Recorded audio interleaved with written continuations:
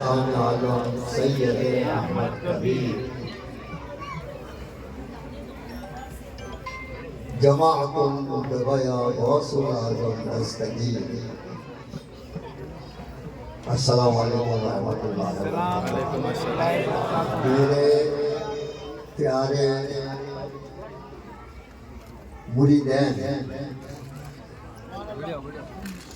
आपने इतनी इज्जत दी है मुझे, इतनी शोहरत दिलाई है मुझे, अल्लाह की तरफ से तो था ही, लेकिन आपने भी इसमें शोहरत दिलाने में आपका बहुत बड़ा हिस्सा है, क्योंकि पीर पहचाना जाता है अपने मुरीदों से, अपने चाहने वालों से, अपने हकीकतमंदों से। तो आपने इतनी मोहब्बत दी है। सूरत के तमाम मुरीदैन और मुरीदैन के अलावा जो चाहने वाले हैं, उसमें हर कौम है। हिंदू भाई लोग भी चाहते हैं हमें, मराठी भाई लोग भी चाहते हैं हमें, पारसी, ईसाई, ये लोग भी हमें चाहते हैं। तो ये लोग आप जो हमें चाहते हैं, उसी का ये नतीजा है कि आज हम यहाँ बैठे हुए हैं, आपके करीब, आपके पास, आपके घर घर में हम जाते हैं, आपके दिलों में हम बसते हैं। हर चाहने वाले के दिलों में हम मौजूद हैं। सिर्फ इतनी तकलीफ करनी पड़ेगी आपको कि अपना सर झुकाकर दिल की तरफ देखना पड़ेगा। बेशक सरकार, इसमें हम ही हम नजर आएंगे। बेशक बेशक हम ही हम नजर बेशक। आप लोगों का बहुत बहुत शुक्रगुजार हूँ कि मुझे तो, मेरा ख्याल तो था ही नहीं मुझे कि आज बर्थडे है। आपने ये पहले तो टेबल लाके वहाँ रखा, मैं समझा नियाज के लिए वो टेबल रखा होगा, सलाम हो जाएगा जल्दी से, और जल्दी से हम उनको फुर्सत मिलेगी और जाके आराम करेंगे। लेकिन तो और भी लेट होते गए, देर होती गई और भी है? वो एक कहावत है ना कि जिसको सबक याद हुआ उसको छुट्टी नहीं मिली। अल्लाह की तरफ से ये भी है कि हमने अल्लाह का सबक याद किया, इसलिए हमको कभी छुट्टी नहीं देता। इतवार कहा जाता है, पीर कहा जाता है, मंगल कहा जाता है, बुध, जुमेरात, जुम्मा, कुछ भी मालूम नहीं होता। जुम्मा आता है तो घर में से कहते हैं आज जुम्मा है, पता है आपको, आज तो ऑफिस बंद रखनी है तो जुम्मा पढ़ना। अरे हाँ आज जुम्मा है। ये हालत हमारी हो गई है क्या? हमको कभी छुट्टी नहीं मिलती। और एक बात खास बताओ कि मैं कब से कोशिश करता हूँ कि मैं कुरान लिखूं, कुरान जरा सा भी वक्त मिलता, अल्लाह देता ही नहीं वक्त, पता नहीं वो क्यों नहीं देता, उसकी मर्जी है, क्योंकि छुट्टी होती नहीं हमको, हमारे ऑफिस में कभी छुट्टी नहीं होती। तो ये लोग, आप लोगों की ये चाहत है हमारे लिए कि आप हमको छुट्टी कभी देते ही नहीं। अब तो उम्र हो गई है, आपको पता है कितने साल का हुआ मैं? 80 ईयर्स, 80 साल। अल्लाह ने तंदुरुस्ती अता फरमाए। आमीन आमीन आमीन। दौड़ सकते हैं, क्रिकेट खेल सकते हैं। आमीन आमीन। सुभान अल्लाह, ये अल्लाह का बहुत बड़ा करम। सुभान अल्लाह। कि मेरे से छोटे जो है वो कमर से झुक गए हैं, चलने में तकलीफ है। आज भी मैं अकेला इंग्लैंड, अमेरिका जाता हूँ, साउथ अफ्रीका अल्लाह आपको तंदुरुस्त तो ये आप लोगों की मोहब्बत का नतीजा है। और खास तौर पर आप लोगों की दुआओं का नतीजा है कि मेरे पीर सलामत है। आमीन आमीन लेकिन अब ये दुनिया में ज्यादा जीकर भी क्या करना है। बहुत कुछ देखा हमने,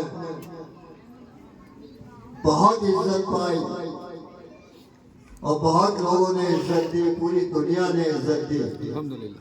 वो इज्जत देने वाला अल्लाह है। बेशक और अल्लाह जिसे इज्जत देता है सैयदना अहमद कबीर रिफाई रज़ी अल्लाह ताला अन्हु का कौल है। याद रखें आप कि जिसे अल्लाह इज्जत देता है उसे कोई बेइज्जत नहीं करता। बेशक बेशक ये सैयद अहमद कबीर रिफाई का कौल है। आप ही याद रखें कि अल्लाह की तरफ से जो इज्जत मिलती है अल्लाह उसे रुसवा कभी नहीं करता। और हमारा दिल आईने की तरह सच्चा है, किसी के लिए नफरत नहीं, बेशक बेशक किसी के लिए बगावत नहीं, किसी चीज की लालच नहीं। जो चीज से हम भागते हैं वो चीज हमारे पीछे दौड़ती है। ये याद रखें आप। बेशक बेशक मेरे जेब में अगर 1 रुपया होता है ना तो काटता है मुझे, चुभता है, समझे। ये चीज से मैं भागता हूँ लेकिन वो मेरे पीछे भागता है। दौलत शोहरत उससे मैं भागता हूँ, शोहरत मेरे पीछे भागती है। मैं इतना परेशान हो जाता हूँ आप लोगों को देखकर कि मेरे भाई लोग इतने परेशान हैं। आपकी परेशानी मेरी परेशानी है, इसीलिए मैं हमेशा दुआ करता रहता हूँ। अपनी खानका में सैयदना फखरुद्दीन रिफाई रहमतुल्लाह अलैह के आगे हाथ फैला के मैं बोलता हूँ कि मेरे मुरीदों को और चाहने वालों को, अकीदतमंदों को शाद रख, आबाद रख। सुभान अल्लाह चाहे हमारी खुशियाँ तो छीन ले, लेकिन अल्लाह को आप बोलो कि आप मेरे मुरीदों को हमेशा शाद रखेंगे, आबाद रखेंगे। लेकिन उसके साथ साथ आप लोगों से भी मैं रिक्वेस्ट करता हूँ, एक इल्तिजा करता हूँ कि आपने जब इतनी इज्जत दी, हम आपके लिए दुआएं करते हैं, रात भर जागते हैं ना। अभी इस वक्त मैं चाहता था कि रात में रिफाई वाला जलसा 9:30 को हो जाए और 11 बजे हम जाके आराम करें, क्योंकि आराम की भी हमको जरूरत होती है। आराम की हमको जरूरत होती है, लेकिन आपने तो यहाँ वक्त लगा दिया। तो मेरी इल्तिजा ये है आप लोगों से कि वक्त की पाबंदी रखें आप। इंशाअल्लाह। देखो खाना पीना तो सब चला करता है, अब तो हमसे खाया भी नहीं जाता। खाना पीना सब चलता है, लेकिन वक्त की पाबंदी रखें। वक्त के साथ रातिब का जलसा हो और वक्त के मुताबिक रातिब का जलसा खत्म हो गया ना, 12 बजे पहले खत्म हो। दूसरे ये कि जो भाई लोग, जो भी हमारे भाई हैं, हिंदू हैं, मुसलमान हैं, सिख ईसाई हैं, जो भी इंसान है, वो इंसान को चाहिए कि दूसरे इंसान से मोहब्बत करे, प्यार करे, अपने अखलाक अच्छे बताए दूसरे इंसान को।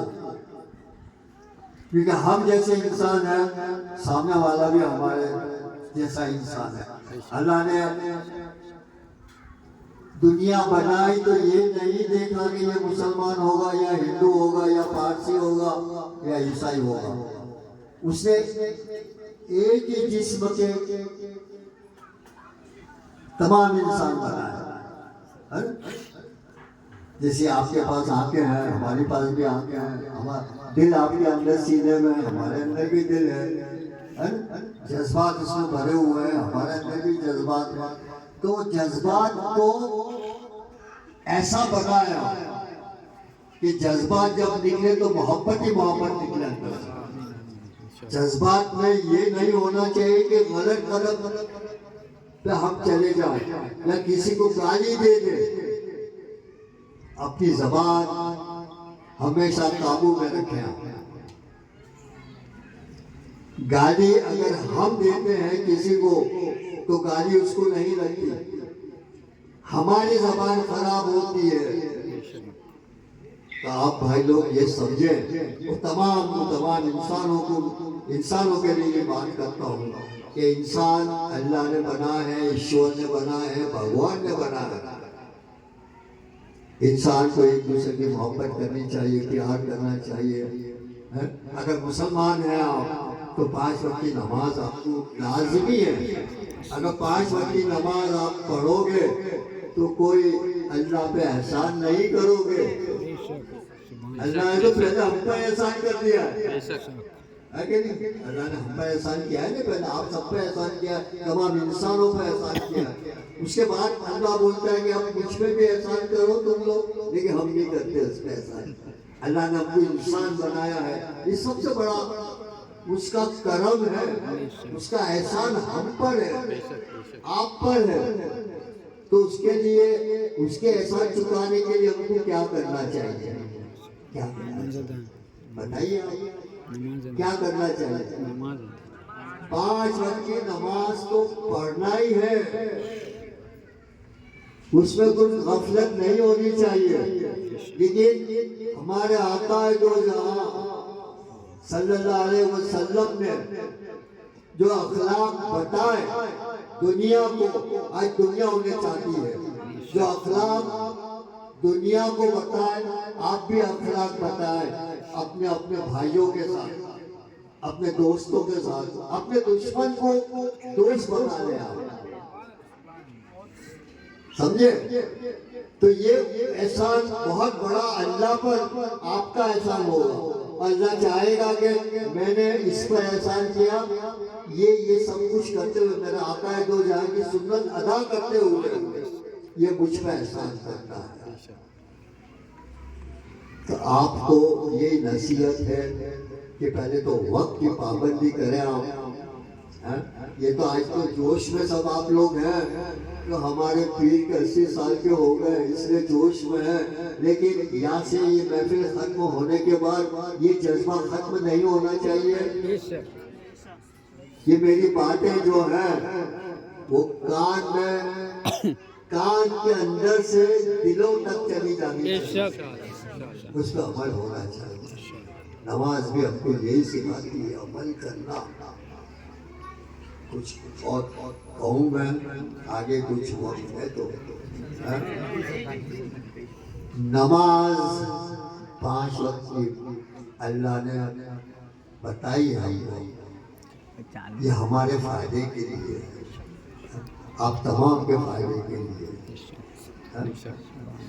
तमाम के फायदे के लिए। तमाम जो भी इंसान है, जो भी अल्लाह को चाहने वाले हैं, मुसलमान हैं, उसको 5 वक्त की नमाज अल्लाह ने देकर बहुत बड़ा एहसान हम पर किया है।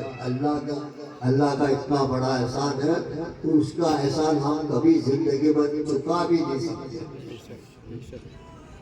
नमाज वो चीज है तो जिंदगी का जीने का तरीका हमको सिखाती है वो नमाज। नमाज पढ़ लेना, टपलियां मार लेना, वो नमाज नहीं है। नमाज में से कुछ चीजें हमको सीखनी चाहिए। अगर तुम नमाज पढ़ते हैं, 5 वक्त की नमाज पढ़ ली, खत्म हो गई बात। नहीं, वो नहीं है, वो नहीं है। नमाज में से आपने कुछ सीखा, आप नमाज पढ़ते हैं कितनी वक्त? क्यों भाई? एक अल्लाह ने माफ किया आपको, एक नमाज। आप कितने वक्त की नमाज पढ़ते हैं? नहीं पढ़ते आप। अगर जो भी 5 वक्त की नमाज पढ़ते हैं और जो 2 वक्त की पढ़ते हैं या 3 वक्त की पढ़ते हैं, लेकिन उनको भी नमाज क्या सिखाती है, वो अपने दिल की गहराइयों में जाकर नमाज क्या सिखाती, वो सीखने आप। वो सब सीख लेना ही नहीं है, उसमें अमल करना बहुत जरूरी है।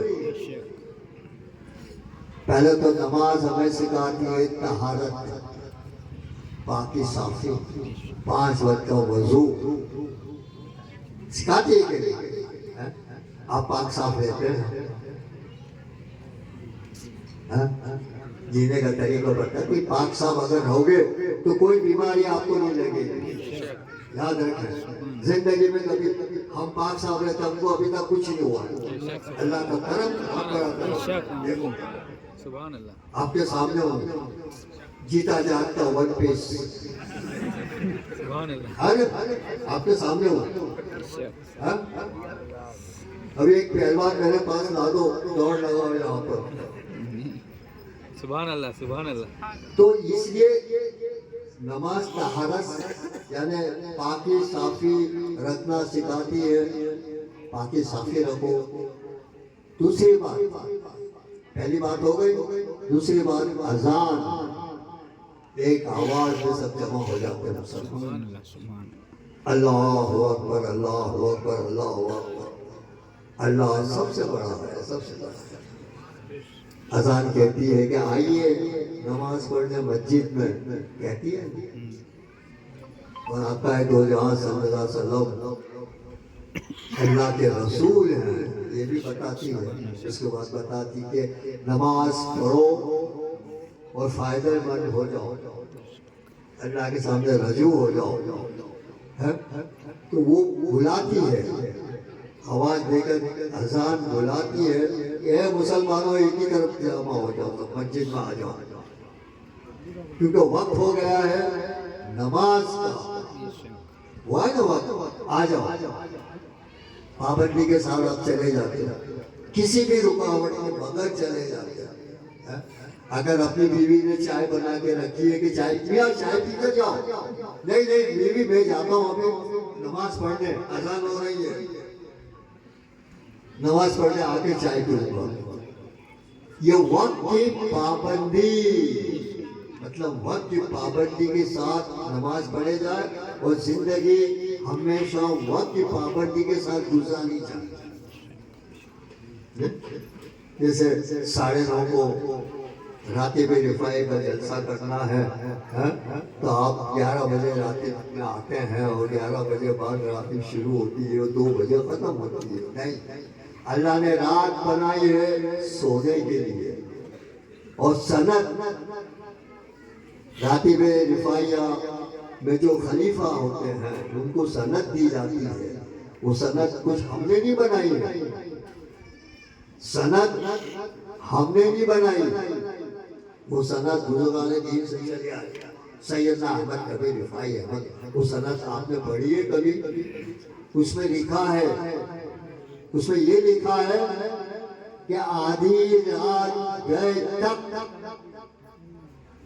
आप इबादत करें, जिक्र रिफाई करें या राती में रिफाइया करें।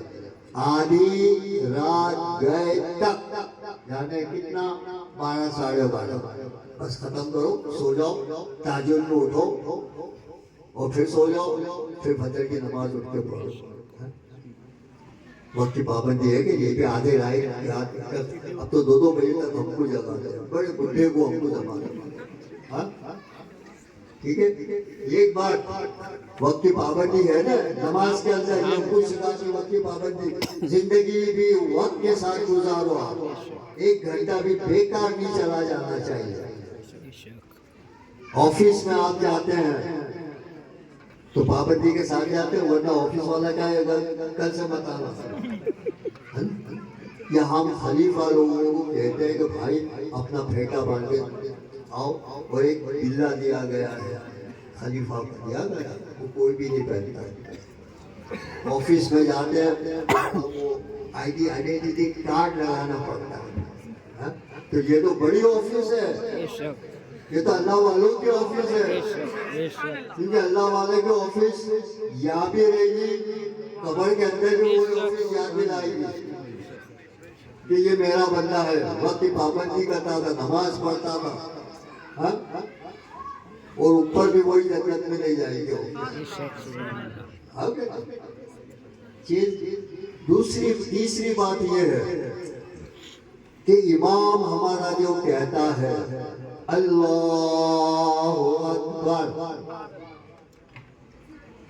तो एक ही शब्द सब खड़े हो जाते हैं, हाथ। उसका मतलब क्या होता है? उसका मतलब ये होता है कि सब जितने भी इंसान हैं सब एक से है, एक ही, न छोटा है न बड़ा है, न अमीर है न गरीब है, एक ही सब में खड़े हो गए महमूद अयाज। न कोई बंदा रहा न कोई बंदा नवाज। ये सीधा हमको किसी के साथ भेदभाव नहीं करना है, किसी के साथ दुश्मनी नहीं करनी है, कंधे से कंधा मिला के खड़े रहो, ये अल्लाह चाहता है। दुनिया में भी कंधे से कंधा मिला के खड़े रहो तो आप दुनिया को आबाद कर सकोगे, शाद कर सकोगे, दुनिया को खूबसूरत बना सकोगे। आप बनाओगे ना खूबसूरत, कंधे से कंधा मिलेगा, कदम से कदम मिलेंगे और हम आगे बढ़ेंगे तो दुनिया बड़ी खूबसूरत हो जाएगी। जंगें होंगी तो क्या होगा, क्या होगा? तबाही तबाही तबाही तबाही तबाही और कुछ नहीं। दूसरी बात कि इमाम ने जो कहा अल्लाहु अकबर तो हम रुकू में जाते हैं, समय अल्लाहु लिमन हमीदा के आवाज पर हम एक साथ खड़े हो जाते हैं। फिर अल्लाहु अकबर वो कहता है इमाम तो हम सजदे में चले जाते हैं। फिर कहता है अल्लाहु अकबर तो हम बैठ जाते हैं। फिर कहता है अल्लाहु अकबर, फिर सजदे में जाते हैं। फिर कहता है अल्लाहु अकबर तो हम एक ही सब में सब बैठ जाते हैं, एक ही लाइन बैठते हैं। फिर वो कहता है अस्सलाम वालेकुम व रहमतुल्लाह, अस्सलाम वालेकुम व रहमतुल्लाह। यानी वो ये बताता है, अल्लाह ने ये कहा है कि इधर भी सलाम थी, अस्सलाम वालेकुम व रहमतुल्लाह, यहाँ भी सलाम थी, अस्सलाम वालेकुम व रहमतुल्लाह, यहाँ भी सलाम थी। यानी चारों तरफ सलाम थी, पूरी दुनिया में सलाम थी की दुआ है ये, अस्सलाम वालेकुम रहमतुल्लाह, अस्सलाम वालेकुम। ये तो है दुआ, चारों तरफ सलामती सलामती सलामती होनी चाहिए, होनी चाहिए।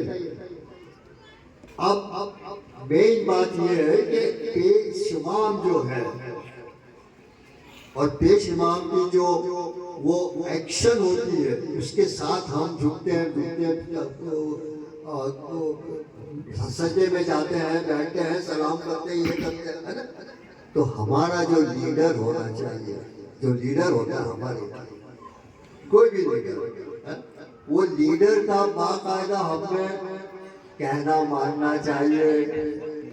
ये इमाम जो है वो हमारा लीडर है, लेकिन सबका लीडर है तो वो लीडर का हमें कहना मानना चाहिए। ये नमाज सिखाती है। वो अगर कहे हमारा लीडर कि आपको यहाँ एक पैर से स्टेशन जाना है, तो आपको उसका कहना मानना चाहिए। यानी लीडर हो या आपके पीर हो, वो कहे ये क्या से एक कदम पर जाना है, एक टंगड़ी से हमको स्टेशन जाना है, तो आप कहना मानोगे? पीर का कहना मानोगे? पीर के बर्थडे में तो बहुत उछलते हैं आप, बहुत जोश दिखाते हैं, लेकिन लीडरों का कहना मानो, पेश इमाम का कहना मानो, अपने पीर का कहना मानो। अगर जिंदगी में ये चीजें आपके अंदर, नमाज की चीजें आ गई, नमाज आपने समझ ली, तो आप कभी नमाज नहीं छोड़ोगे। और नमाज के साथ साथ जिंदगी नमाज की तरह हो जाएगी आपकी। और जब जिंदगी पूरी नमाज की तरह हो जाएगी तो आपको अल्लाह नजर आएगा सामने, कि मेरे सामने अल्लाह। समझे? ज़रब लगाना एक चीज अलग है,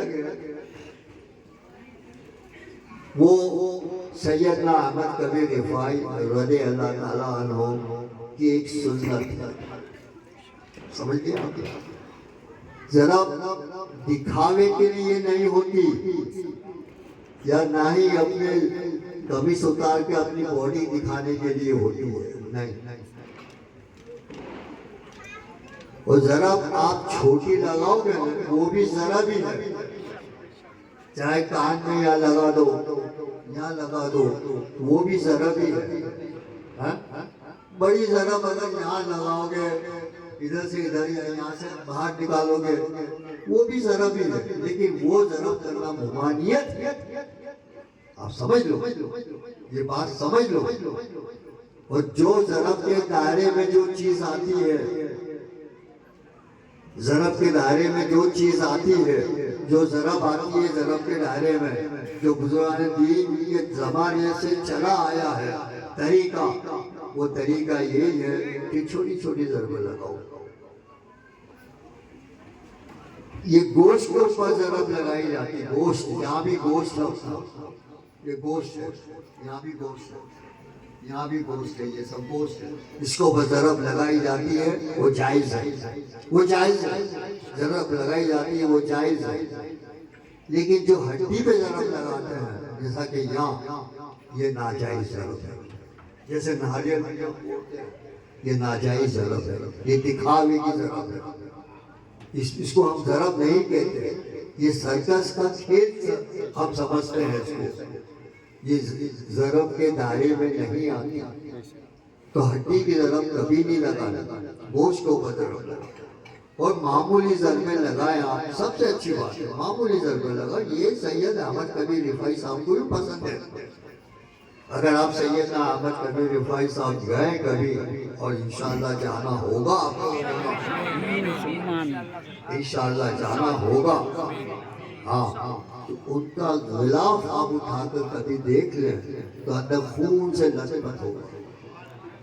इसलिए दुनिया में ज़रबें लगती हैं, बड़ी बड़ी ज़रबें अपने लगाते हैं, खून निकलता है, ये सब उनको सहन करना पड़ता है। क्या आप चाहोगे कि मेरे पीर को ये सब चीज़ें सहन करनी पड़े? हाँ, नहीं चाहोगे।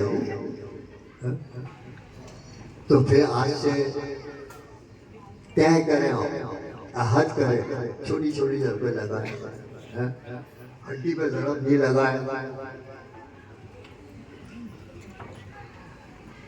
क्योंकि बहुत सी ज़रबें तो सिर्फ दिखावे की होती है। हम तो जानते हैं कौन सी दिखावे की हो, कौन सी सही ज़रब है, हम जानते हैं। लेकिन अब ठीक है, आज का ज़माना ऐसा है, चलता है, चलने दो।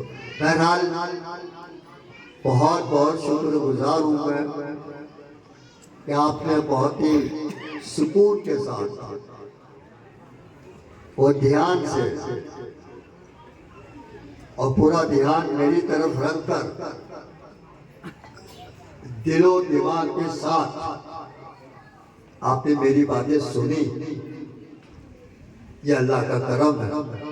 मैं उम्मीद भी रखता हूँ अल्लाह से कि अल्लाह आपको नेक हिदायत दे, और जो कुछ हमने कहा है यहाँ पर उसके ऊपर लाजमी है आप अमल करें।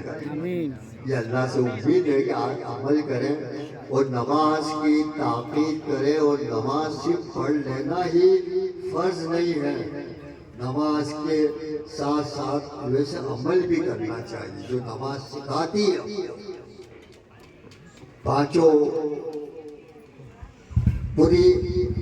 पूरा दिन हमारा वजू के साथ ही जाना चाहिए इंशाअल्लाह ताला।